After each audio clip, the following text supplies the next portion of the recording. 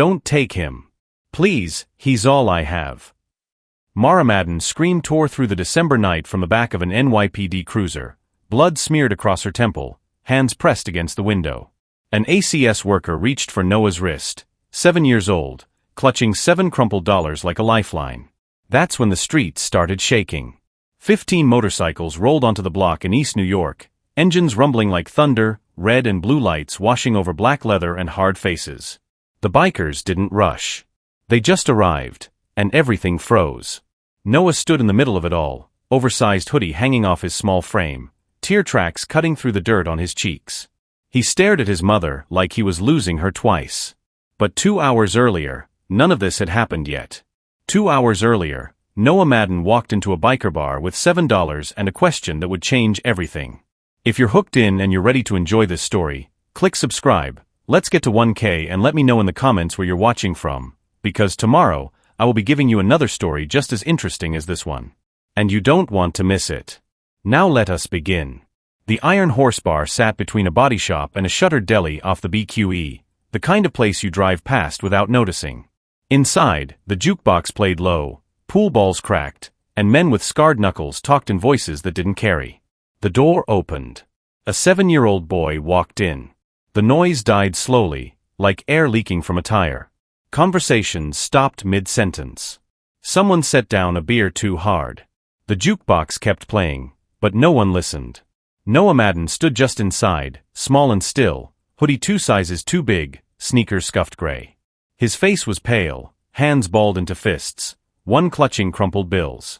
Marcus Stone Delaney, the chapter president, moved first. Tall, broad-shouldered, leather vest over a faded Henley. He crossed the room slowly and knelt in front of Noah. "What's your name, son?" Noah's lips moved. No sound at first. He swallowed. "Noah. Noah Madden." Stone nodded. "Where'd you come from?" "Maple Terrace. I walked." Stone's jaw tightened. 2 miles. Through neighborhoods unsafe even in daylight. He looked at Noah's face, really looked, and saw them. Bruises. Dark purple on his cheekbone. Yellow shadow under his eye. Stone's voice stayed calm. "Where'd you get those?" Noah looked down at the $7. "My stepdad." The room went cold.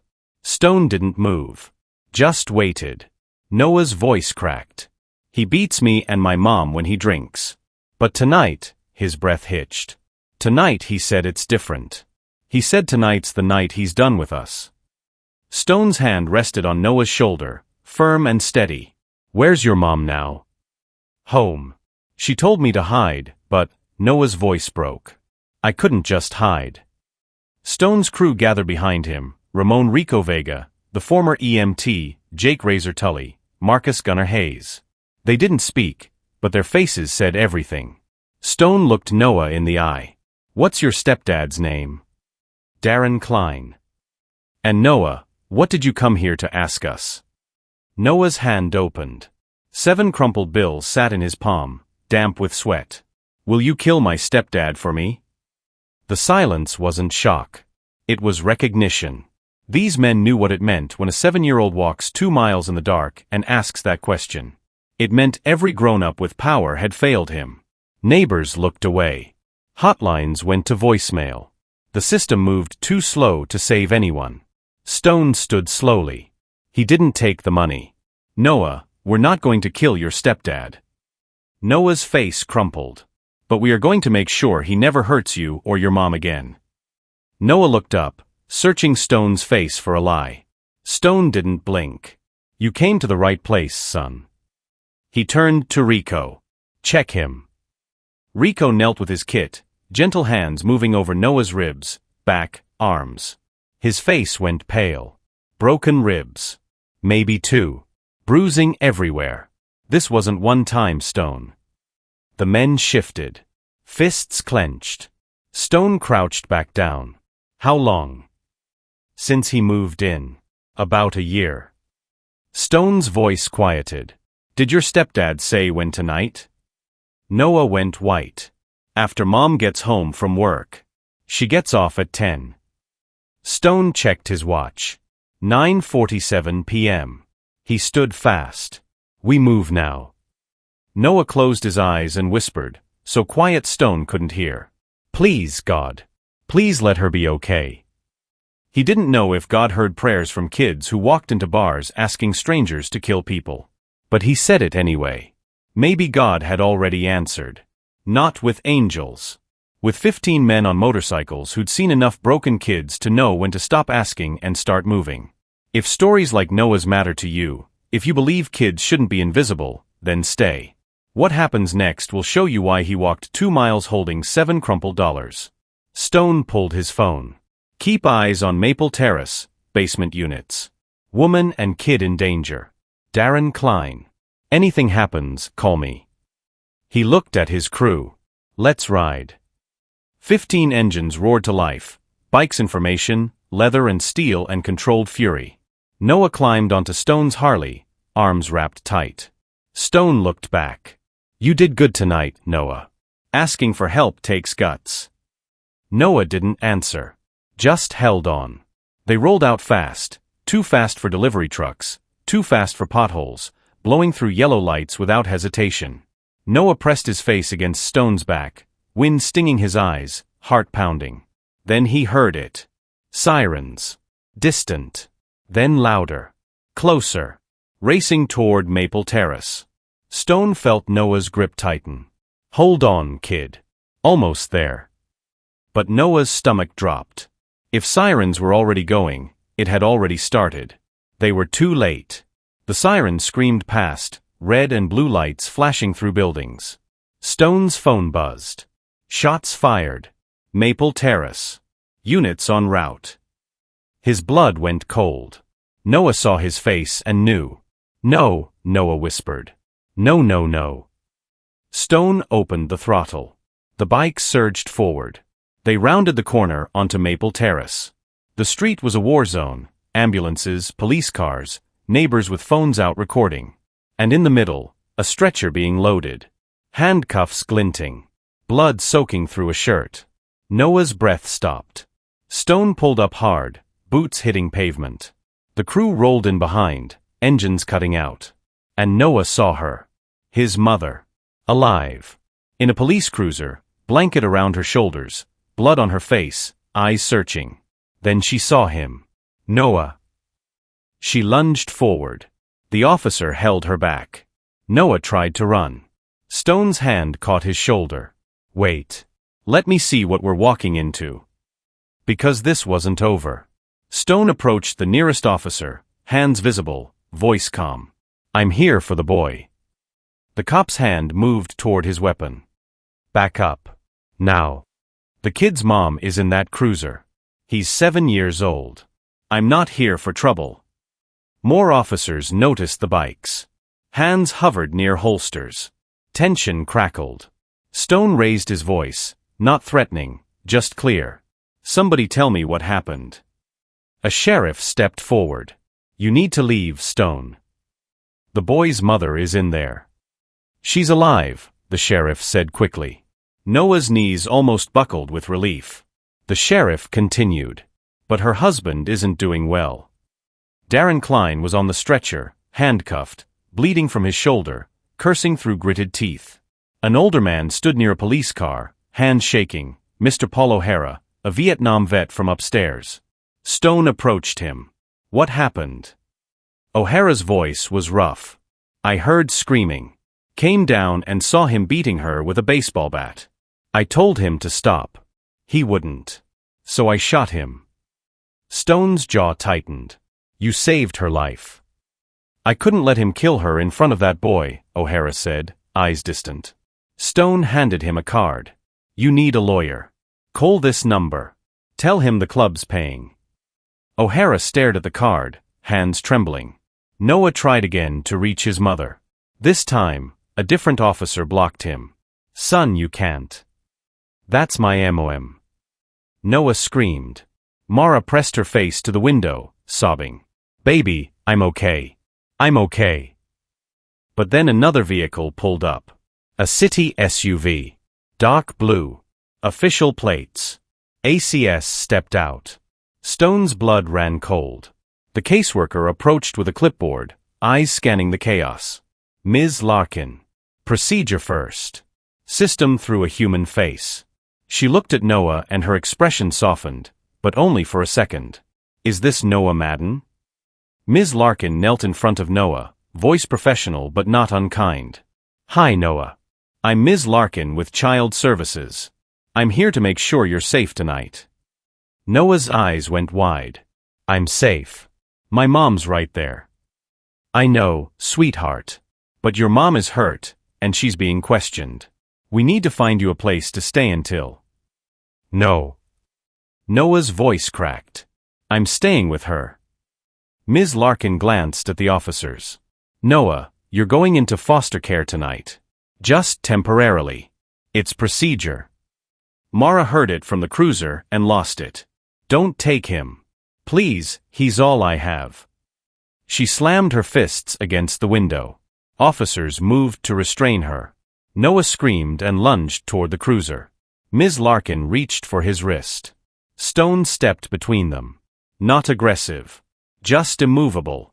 Ma'am, you need to step back, Ms. Larkin said, voice sharpening. He's not going anywhere, Stone said quietly. The crew formed a wall behind him. 15 bikers, arms crossed, faces hard. Officers tensed. Hands moved toward weapons. The sheriff stepped forward. Stone, don't do this. You're really gonna rip this kid away from his mother right now? After what just happened? It's not my call. It's policy.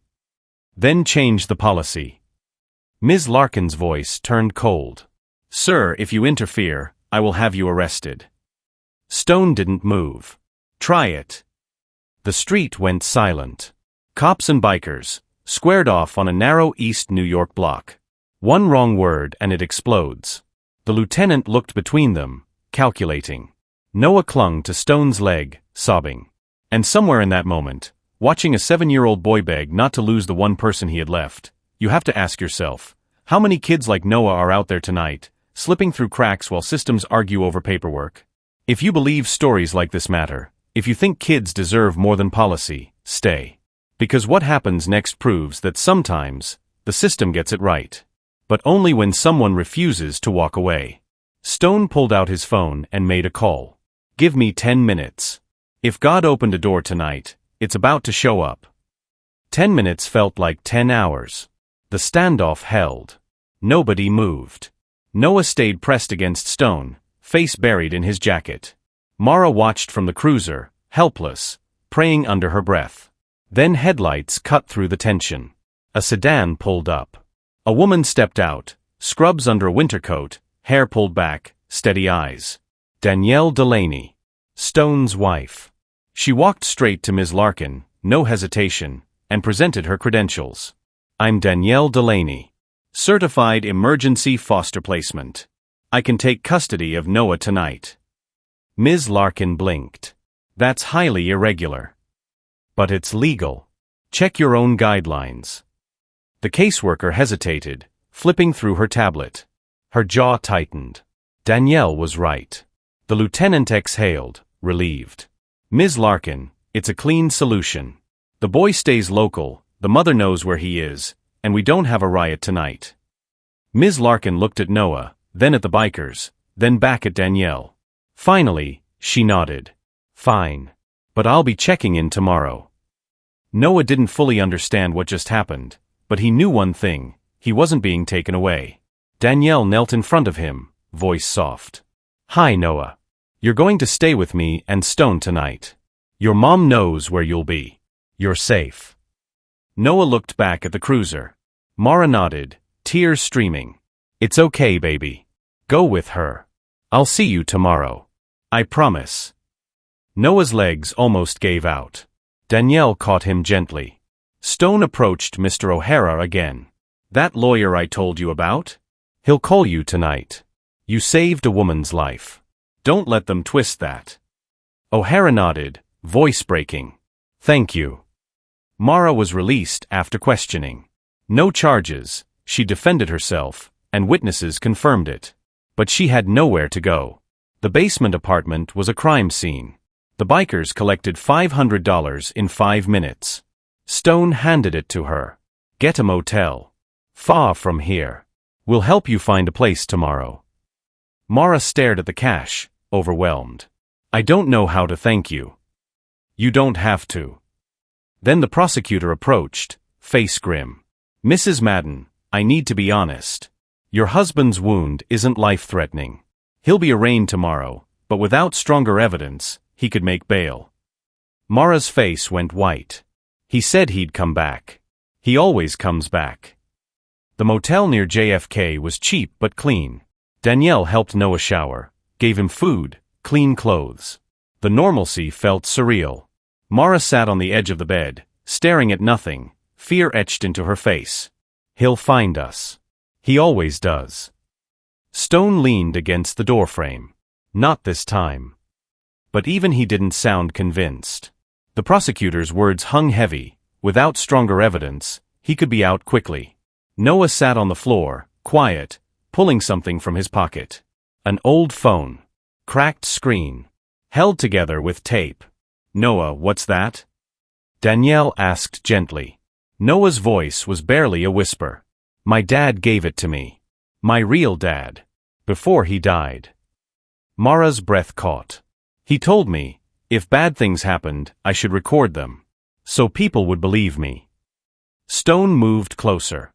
Noah, what's on that phone? Noah handed it to him, hands shaking. Stone unlocked it. His face went pale. Videos. Dozens of them. Dates going back 6 months. Darren screaming. Mara pleading. Noah crying quietly in the background. Clear, undeniable evidence. Stone's hand tightened around the phone. He looked at the prosecutor. You said you needed evidence. The prosecutor took the phone, scrolling through. Her expression shifted from skepticism to horror. This changes everything. Within an hour, new charges were filed. Aggravated assault. Child endangerment. Documented abuse spanning months. Bail was set at $500,000. Darren Klein wasn't going anywhere. Mara collapsed into sobs. Not just relief, but release. Years of fear, finally breaking.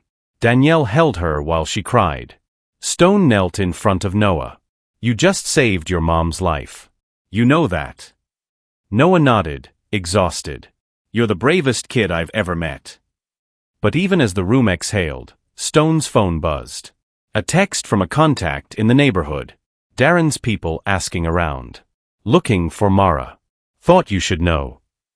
Stone's jaw clenched. The stepdad was locked up. But his crew wasn't. It was almost midnight when the dark SUV rolled into the motel lot. Slow. Deliberate. 3 men stepped out. Darren's brothers. Faces hard, eyes scanning. Noah saw them through the curtain. His whole body froze. They're here, he whispered. Stone moved fast. Danielle, get Noah and Mara into the bathroom. Lock the door. Danielle didn't argue. She pulled Noah and Mara toward the back. Stone stepped outside. The crew was already there, engines off, standing in a loose formation near the bikes. The 3 men stopped when they saw them. No one spoke at first. One of Darren's brothers, the oldest, stepped forward. We're looking for Mara Madden. Stone's voice was calm, almost conversational. She's not here. We know she is. Then you know wrong. The man's hand moved toward his waistband. Razor shifted slightly. Gunner cracked his knuckles. Stone didn't move. Just stared. You really want to do this? Stone asked quietly. Right here? Right now? The man hesitated. Stone took 1 step forward. Not aggressive. Just closer. Your brother's going away for a long time. That's done. You come after this woman or her kid, and you're not just dealing with cops. You're dealing with us. Every single day. For as long as it takes. Silence. So you've got 2 choices. Walk away now. Or we make sure you can't walk at all. The brothers exchanged glances. No guns were drawn. No punches thrown. But something in Stone's voice, something in the way 15 men stood silent and ready, made the decision for them. They got back in the SUV. And they left. Stone's phone buzzed again minutes later. This isn't over. He deleted the message. Inside, Noah watched from the bathroom, Danielle's hand on his shoulder. They're gone, baby, she whispered. But Noah knew better. Danger doesn't leave. It just waits. 3 months later, Darren Klein took a plea deal. 8 years. The evidence from Noah's phone made a trial pointless. His lawyer advised him to take the deal before it got worse. Darren's brothers left town. Quietly. No one knew where, and no one asked. Mara and Noah moved into a small apartment in a safer neighborhood. Danielle helped connect Mara with support services, job training, counseling. For the first time in over a year, Mara slept through the night. Noah still had nightmares. But they were getting quieter. One Thursday evening, Noah asked Stone if he could visit the bar. Stone picked him up, and they walked in together. The crew greeted Noah like family, high fives, gentle pats on the back. He wasn't a victim to them anymore. He was one of theirs. Noah pulled something from his pocket. The 7 crumpled dollars. He set them on the bar. I never spent them, Noah said quietly. Stone looked at him. Why not? Noah's voice was steady now. Stronger. Because they weren't money. They were proof. Proof of what? That when I didn't have anything, I still had enough to ask for help. And that somebody answered. Stone's throat tightened.